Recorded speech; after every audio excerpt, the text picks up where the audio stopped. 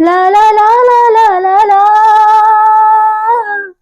রা রা রু রু রু রু রু রু রু রু, লা লা লা লা লা লা লা, লা লা লা, লা লা লা, লা লা লা, রা রা, লা লা, রা রা, লা লা লা লা লা লা লা, লা লা, লা লা লা লা লা লা লা, লা লা, লা লা লা লা লা লা লা, লা লা, লা লা লা লা লা লা লা, লা লা।